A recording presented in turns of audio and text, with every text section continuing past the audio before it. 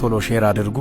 ሰላም የተወደዳችሁ የእግዚአብሔር ቤተሰቦች፣ ሰዓታችን የተለያየ ስለሆነ በአገር ውስጥ ያላችሁ ጉድ ሞርኒንግ፣ ከአገር ውጭ ያላችሁ ጉድ ኢቭኒንግ ብያችኋለሁ። ሰሞኑን አንዳንድ ሰዎች በአንዳንድ ጉዳዮች ላይ እያነሱ የነበሩት ጥያቄ ስላለ ከዚህ ጥያቄ ጋር ተያይዞ ጥያቄውን በጥያቄ ለመጠየቅ ነው ቀለል ባለ መልኩ የመጣሁት።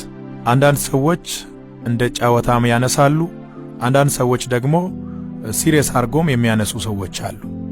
በመግለጫ መልክም መልእክት ላስተላለፉ ሰዎች ጥያቄያቸውን በጥያቄ መጠየቅ እፈልጋለሁ። በመጀመሪያ የማነሳው አንድ አገልጋይ ወደ አንድ ከተማ ሲገባ የከተማዋ ባለስልጣናት፣ ታዋቂና ዝነኛ ሰዎች፣ ባለሀብቶችም ጭምር ዌልካም ለማለት ለምንድን ነው የሚወጡት? ጥያቄው በጥያቄ ሲጠየቅ በምን አይነት ሰዎች ዌልካም እንዲባሉ ትፈልጋላችሁ? አንድ አገልጋይ ወደ አንድ ከተማ ሲገባ 7 እና 8 ፓትሮል ለምን ያስፈልጋሉ የሚል ጥያቄ የምታነሱ ሰዎች በባጃጅ ታጅቦ እንዲገባ ነው የምትፈልጉት? አጀብ ብላችሁ ሁከት የምትፈጥሩ ሰዎች ለመታጀብ ፈልጋችሁ ከሆነ እንድትታጀቡ የሚያደርግ ሥራ መጀመሪያ መስራት አለባችሁ። ምንም ውስጣችሁ ላይ ሳይኖር ባዶ ቀፎ ሆናችሁ ለመታጀብ ማሰብ በጣም የበዛ ሞኝነት ነው። በመጀመሪያ የመንግስት ፓትሮል የሚወጣው ዌልካም ለማለት የሚወጣው የሕዝቡን ደህንነት ለመጠበቅ ነው። ይሄ የመንግስት ተቀዳሚ ኃላፊነት ነው። በመቀጠል ደግሞ አምላክ የላከው አገልጋይ ወደ ከተማ ሲገባ ዌልካም ለማለት ነው የሚወጣው። የክርስቶስ አምባሳደር ይመጣል ተብሎ ማርሽ ባንድ ብቻ አይደለም ካላንደር ሁሉ ሊዘጋ ይችላል።